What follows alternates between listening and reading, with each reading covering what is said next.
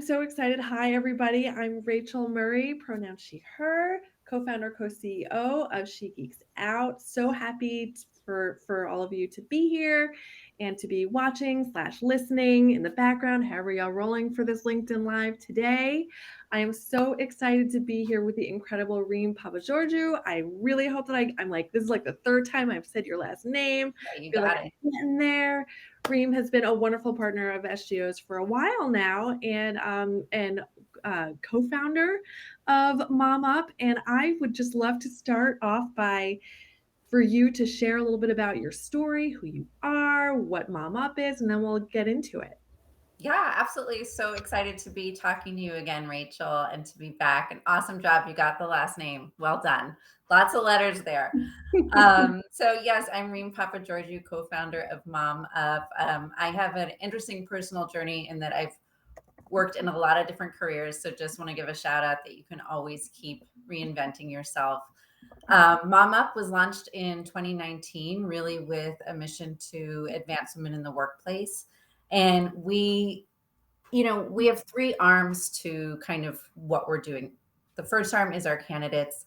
We work with some rock star women who really are looking to advance in their careers. And for some, that means returning to work after a break. And for others, they're looking to step into leadership. And we really want to see more women not just at the table, but leading the discussions at the table to make change. The other arm is the fantastic companies we work with.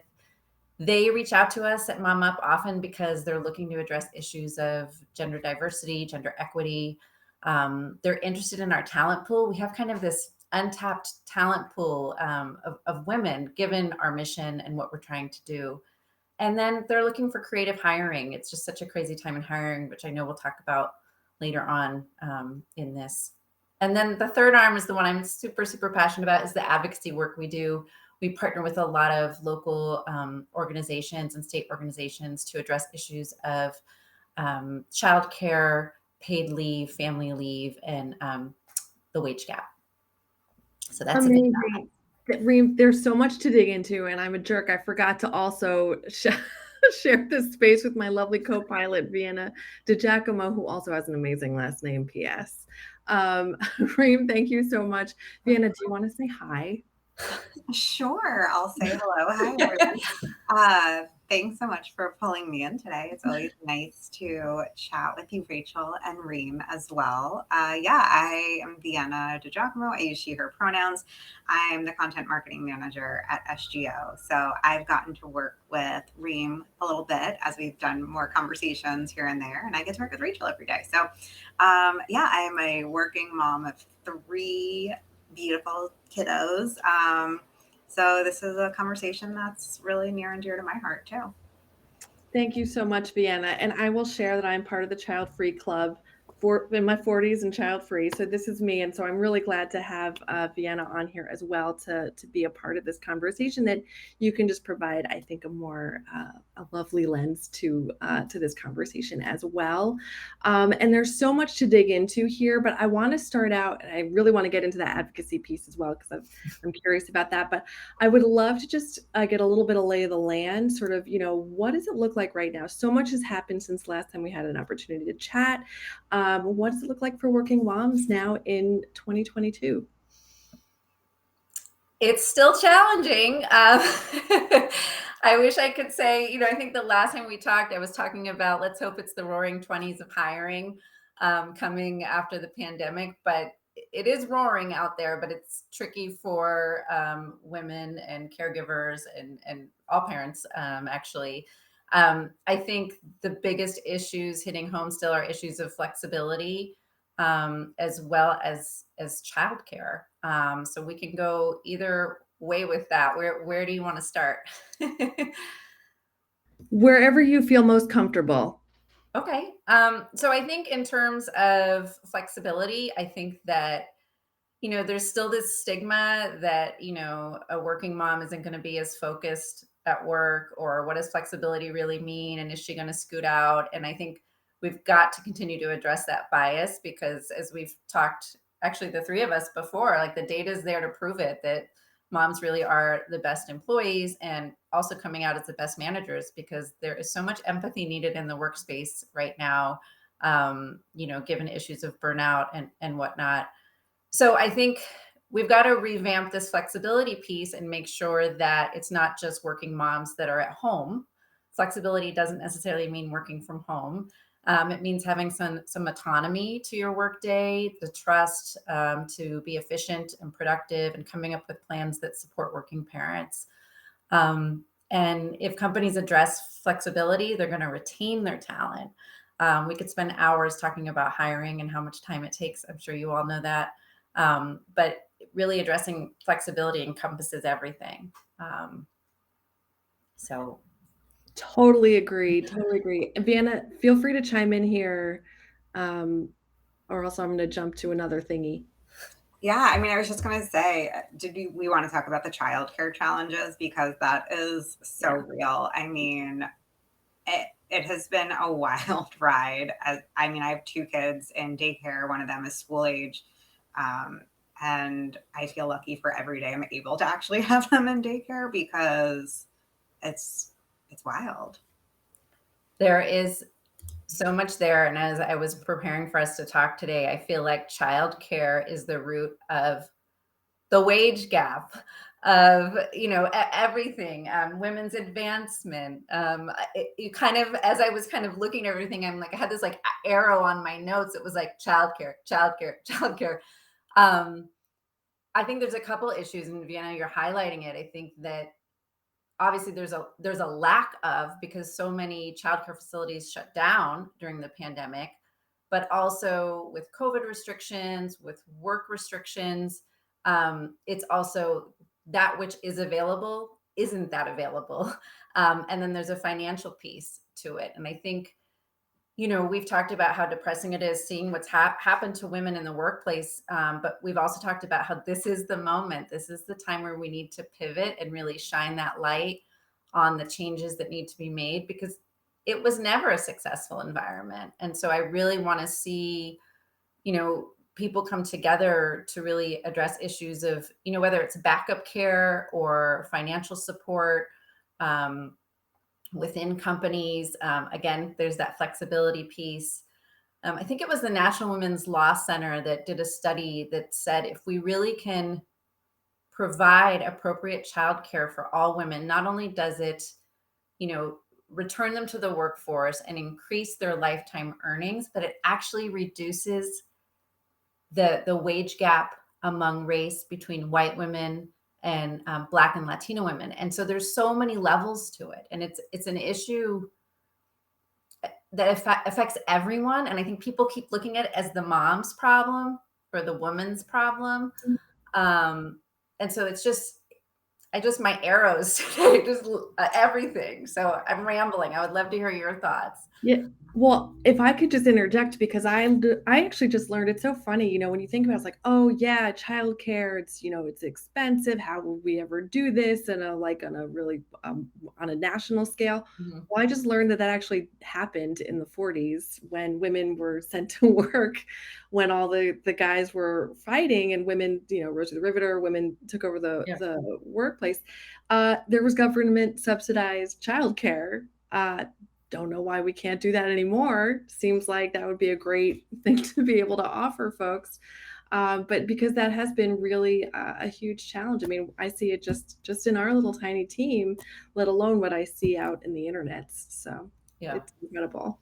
Yeah, I think something that we all as a society forget too is, and not to sound too capitalist in this, but those little kids today that need childcare are also the workforce 20 years from now. So we all truly benefit from them having a better, safer foundation of their education, of getting to play more, of having somewhere safe to go and have good food and access to these things. No one is benefiting if these children are not put on the right track from early on. And I think that's something that we forget about a lot. It's such a good point. I was, on the other side of that, I've been learning more about, the amount we contribute to poverty by not providing childcare. So that to your point, Vienna, trickles down to the children, right? But also not having women as a part of the workforce, they're therefore not injecting, millions of dollars into the economy. Companies don't have diverse teams, which can make companies better all around. I mean, it's just these levels that keep going. And why can't we just come together and really give a hard look at providing, universal childcare, paid family leave, sick leave. So there's not all of this, I don't know, trickle down effect. Well, this is depressing. It is. Well, it just seems like there's opportunity. We are one of the wealthiest countries in the world, and the fact that we can't do things that actually benefit everyone is kind of wild. But happy to move on to another really happy topic. Vienna wrote an incredible blog piece. Was it last week? I believe 2 weeks ago. I think 2 weeks ago, right before On Mother's Day, right? I think What it was is time? That's right. That's right. What is time? We don't know. But yeah, maybe Vienna, do you want to share a little bit about the blog post that you wrote? Sure. Yeah. It definitely came up from seeing all those articles about what mom really wants for Mother's Day. And we don't want another robe. We don't want a mess left in the kitchen for breakfast in bed. We want better benefits. We want protections from the government. We want a lot of stuff that we need. Folks who are child free, who aren't having kids yet, our fathers. We need everyone to go to bat for us to help get these things. So I took my frustration about seeing all these headlines to the sacred space that is the online Facebook moms group. Like the working moms group on Facebook has been my place to go with all my parenting questions since the time I had my first son. And I just really posed the question to them, like, what is it that you want from your employer? What do you like? How does this tie into your mental health? And it's heartbreaking, but everyone there pretty much had a story. Like we were really picking and choosing what to even include because that could have been, hundreds of stories. Everyone just had a story about their experience as a working parent and what they needed, what they didn't have. There were a couple of great tidbits in there about supportive workplaces and employers that were able to provide more flexibility or more mental health modeling. So yeah, I think there's a lot in there that people are looking for. I think that it's really a great space to talk about burnout and what is going on and how it can be addressed. I was, I shared with you that I had marked it and finally had a chance to sit down and read it yesterday, and started with a laugh because it's true. It's like not another robe or candle. In fact, I also don't want breakfast in bed, and I might like the day to myself. P.S. But I love my kids. But I think that how companies approach this, many can say they have, we have an EAP, employee assistance program. The reason I just said that full worded out is because a lot of, people don't know they have that or even what it is. But I don't think that that's enough. I think, Vienna, I love what you say. There's a charge for everyone to come together, to address issues of burnout. It starts in the home. Like, what is that balance like in the home? What is it like for a family, for a partner to take paid leave, and as a unit? I've seen people argue that as a unit take the paid leave together so you can start from the very beginning dividing and conquering. And some of the quotes you shared in your article, people don't realize how stressful it is thinking if you took the chicken out of the freezer for dinner while you're getting ready for your Zoom presentation and you have your toddler, sick at home and, no other food in the house. Like there's those levels of burnout that are so beyond, plus a pandemic, right? So, I think companies need to really lead from the top is what we're finding. They need their leaders to really be open about mental health. There's obviously benefits like, apps and things like this that, mindfulness that companies can provide, but what are they coming together as a company to reduce the stigma around needing support for the burnout. Yeah, thank you. I agree with, of course, with everything you just shared. And it's such a it's such a widespread problem, and I think you even see it with executives they're burnt out and their mental health issues are showing up in all sorts of wild ways, right? Like we're seeing how they're responding too. It's like if we could all just sort of take a minute, the burnout is real and the great resignation is real. And that sort of leads me to sort of the next piece of it, because I've been reading and hearing stories lately about how there's been sort of the great regret also. So a lot of folks have been leaving, but then, oh my goodness, they realize wherever they're going, it's still not so great. It's not solving the problem, or they still need to, they need to make money to live, right? How wild is that? So we'd just love to get your thoughts on sort of what the recruiting and hiring landscape looks like today. It's such an interesting space. First, I want to say hooray, it's a candidates market for anybody listening. It's your time to advocate for yourself and really land where you want. It is true that there are a lot of opportunities out there and not enough candidates. One caveat, though, is there are plenty of people looking for work that can't find a role. So it's like, well, wait, what's going on out there? And what I find from what I sit is a couple of things. Some of the roles are super specific. Some of the companies think they're ready to boogie, but they get to that finish line and they relook at, their financial structure and wait. So there's a lot of uncertainty still, I think, as the repercussions, 2.5 years in. I mean, I can't wait till I stop saying things like that, right? I hope I'm not saying 7 years in, let's, but I think, on the company side, we find that companies are attracting, more candidates, more qualified candidates, if they're willing to provide, flexibility, hybrid work environments, but also support. And to your point, Rachel, yes, executives can be burnout. And then it's like, well, wait, now I have to understand mental health. Yes, you do. Because you want to keep your team and you want to have a successful company, but you don't have to do it alone. I want to see companies training their managers on things like this so that they are not burnout and trying to find their way, because not everyone's a natural, therapist, if you will, or aware of empathy practices. So I think for companies, they really need to be creative. I'm surprised by the companies that are still demanding, in-house work. But I think on the candidate side, I really want to advocate to ask for what you need going in. It's your time.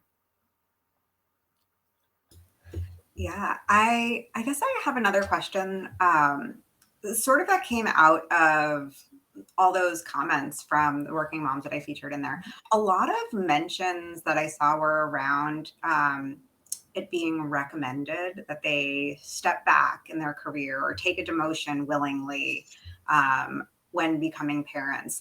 Is that something that maybe is correcting now? Is this still a trend? Like, does this happen? Have you seen a lot? I mean, obviously it happens to some folks, but is this something that's growing? Or I want to make sure I understand the question.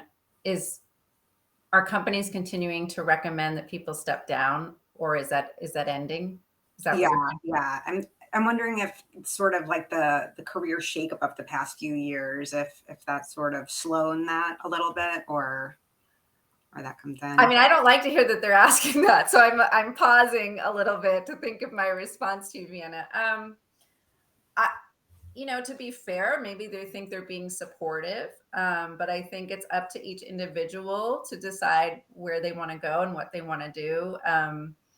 I was working at MomUp with a senior executive, and she was trying to make a decision. Should she go forward for her next role, or did she want to be home at dinner?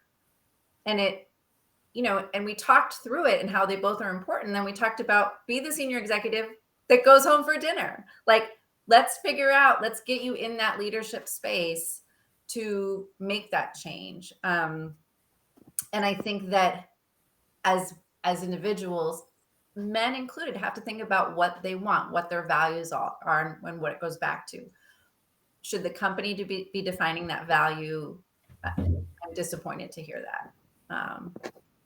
I mean, I'm hoping that was your reaction too. I don't think I'm an outlier, but no, it's definitely heartbreaking to hear it. And I love what you said about being the executive that goes home for dinner, because while that is so valuable for her and her family, it's also valuable for anyone who gets to see her modeling that executives can also go home for dinner, and that the expectation is not that success at that company or at that organization or in that industry means working around the clock. So yeah, I love that example. There's this trust issue. I think we shared it last time. I can't remember, and it's silly, but I'll never forget in my career life cycle when I didn't have to ask to go to my doctor's appointment. I think, did we talk about that? And I was like, oh my God, I've arrived. Like, there's trust here. And you know what? I was more determined to get my work done and prove myself and do my work. And I love my company and all that comes with that. And so, I don't think the company should be deciding if someone should move forward or not. There's also this broken wrong thing on the ladder. I'm bad with my sayings, but I think the stats are for every 100 men promoted to manager, 85 women are promoted, and that's for white women. So, we can't be asking women to step back. We're especially at MomUp, we're trying to move them forward. So, yeah. And there was a recent article talking about executives actually saying that that employees need to go into the office, but they're not showing up. So it just goes to show there's a lot of hypocrisy that's happening. And I think, if anything, the past few years have shown you can get plenty of work done not being in the office, for sure, and maybe even working less hours. We talk a lot about that at SGO. It's about getting the work done, not about butt in seat. And I think changing that mindset, you would think after a few years that would have happened, but I think that there's still that shift. And what's cool is that we're seeing younger generations understanding that, and whether you have kids or not, frankly, that should be the standard. So I love that. Yeah, and the same. Hopefully, companies will all get that. I wanted to talk a little bit about the advocacy piece that you're working on, because that's new. I want to hear more about it. What are you doing? What can we do to also support? We're going to change the world, guys. Come on. Yeah, great. No, we've just started to get really involved right now more at the local level here for your listeners or watchers. We are in Massachusetts as well. We work with the Boston Women's Workforce Council. We work with the mayor's office, really trying to get involved, get out there, anything we can to, advance the agenda. I myself am on the YWC Advocacy Committee, which has certain points they're addressing in terms of advocacy in this space. So really just trying to get out there and address these issues more and more. I hope to continue to grow and do it in a national level, especially with what's going on in our nation right now and addressing issues such as reproductive rights and other issues as well.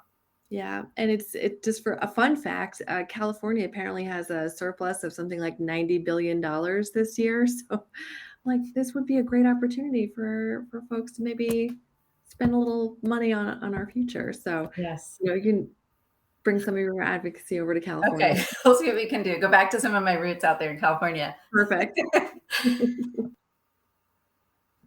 Vienna, did you want to chime in? Did you have something?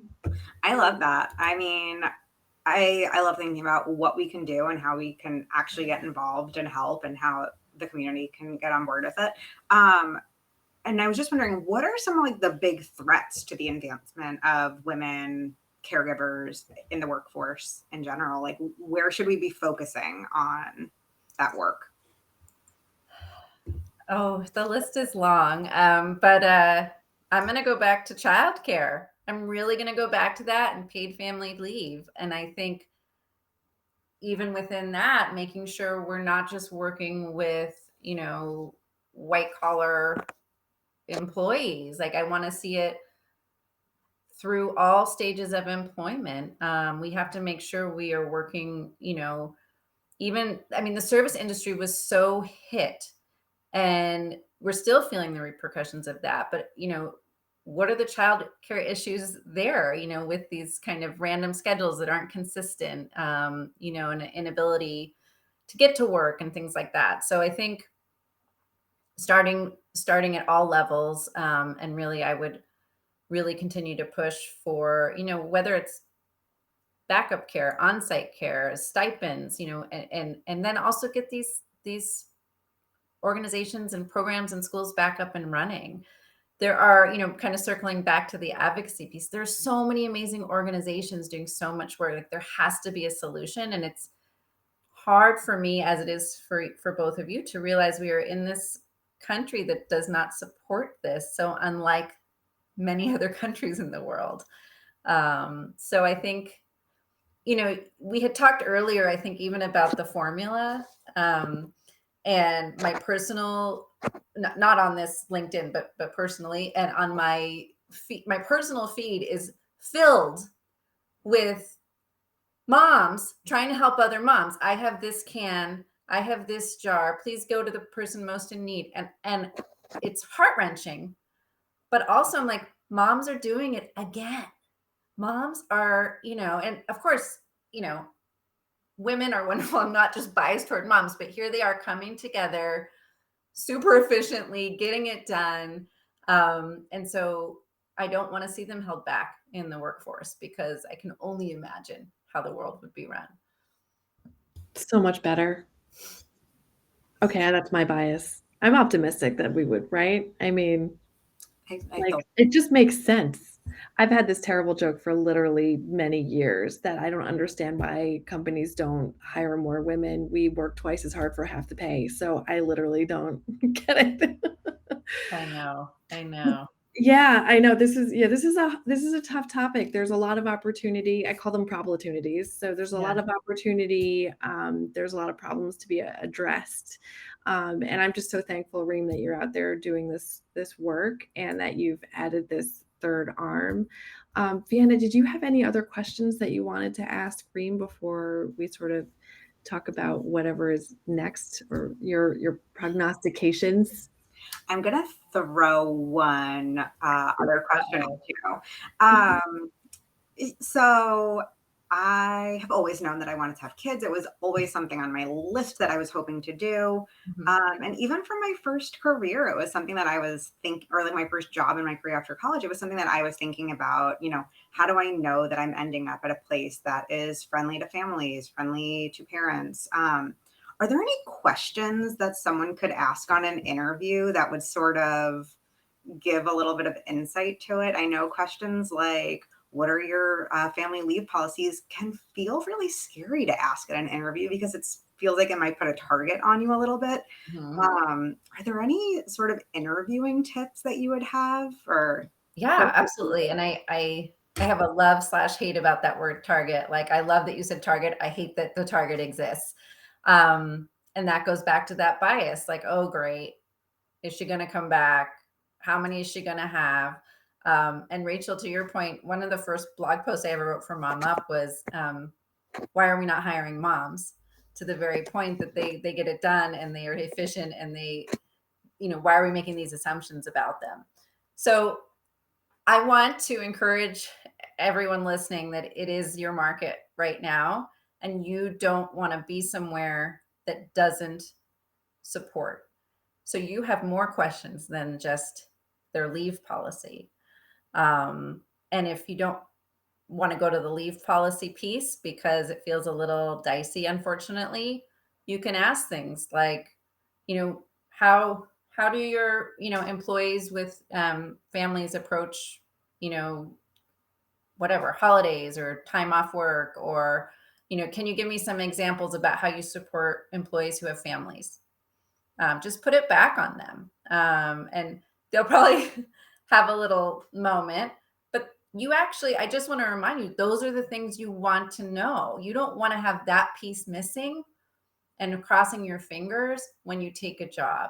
And as much as you need a job, you don't need a job that's not going to support you, because you're going to be right back where you started. So, off the top of my head, I can't really think of them that clearly, but really thinking of examples, go from examples from your previous job, something that happened that didn't feel supportive.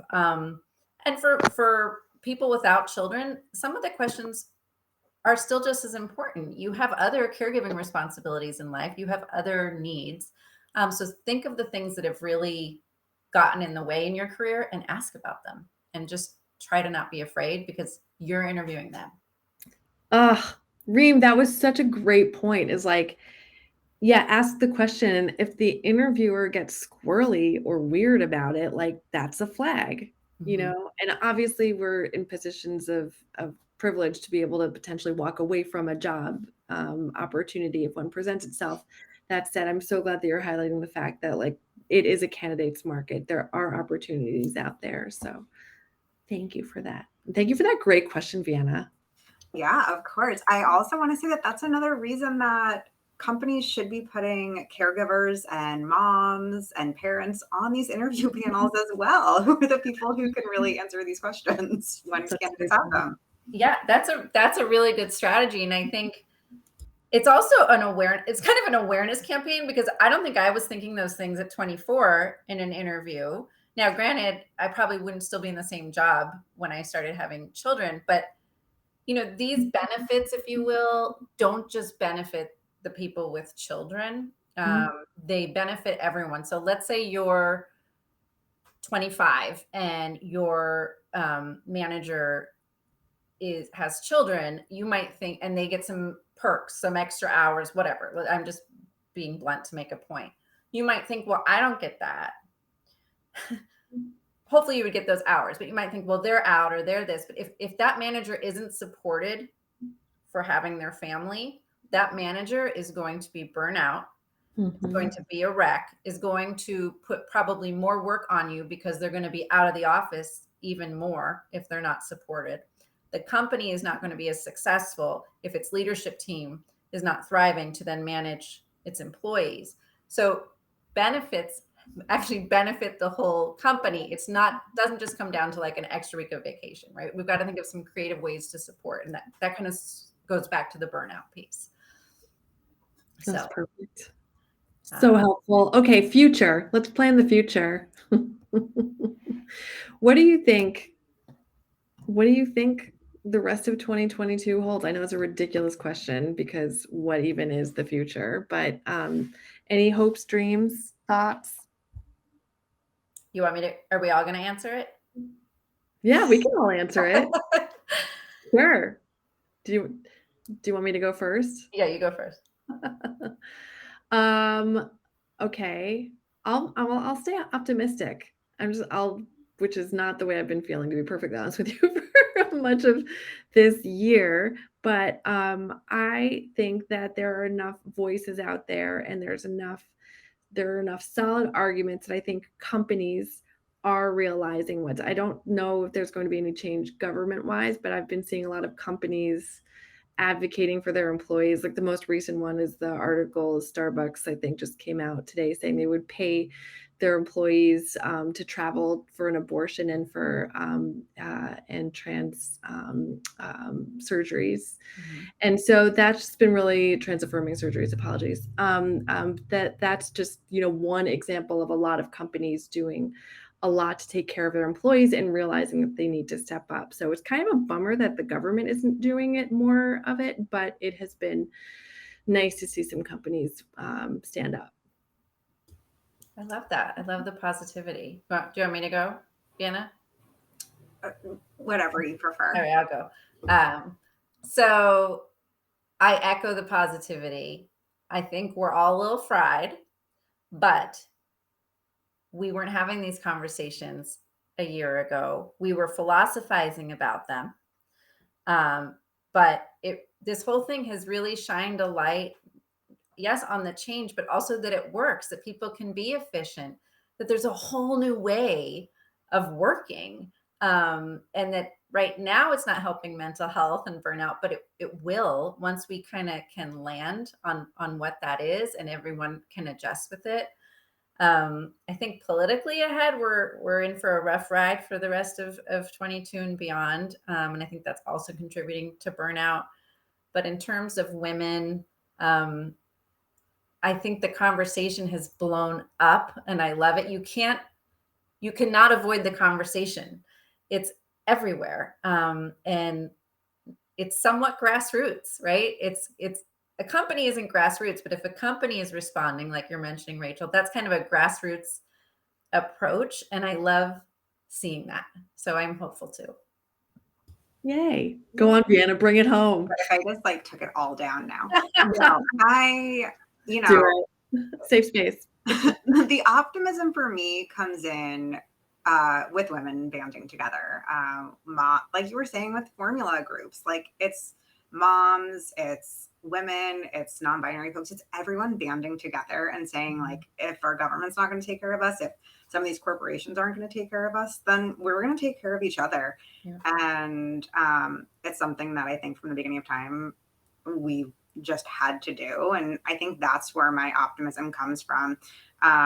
Places like those online Facebook mom groups, like when one mom gets laid off or loses her job or has a bad experience, that entire group comes together and they are cleaning up resumes. They are searching the job boards. Like they are getting that mom the best possible job, saying like, you could have done better from the beginning. We're going to get you more money. We're going to prep you on like salary negotiations. It's people have each other's backs. And, you know, if you're just watching the news, it probably doesn't feel like that. Everything feels very divisive. But the reality is that people are coming together. And I love seeing like the organizations doing the advocacy work that you mentioned. They're all pulling together. And hopefully, because of these conversations that have become unavoidable, it's going to start working. I'm hoping. Yeah, they're out there more. One of the other ones we've worked with is the Office of Economic Empowerment, which, you know, most people don't know exists, but they're getting out there more. There's more going on. There's more, you know, so it is that banding together. This is exciting. I just love that we ended on a positive note. That was a rough road. Yay! It was based on how we started. I didn't think we were going to get here, but this is nice. This is a nice little vibe for us all today. Well, I thank you both so much for being a part of this conversation. And Reem, where can we find you? MomUp.com? MomUp.com. Please come find us. Candidates or companies, we are here. Excellent. Well, thank you all so much. Vienna, thank you for stepping in. Of course. Yeah, I love having you here too. This is awesome. Thank you for inviting me. Yay. Anytime, literally anytime. Literally.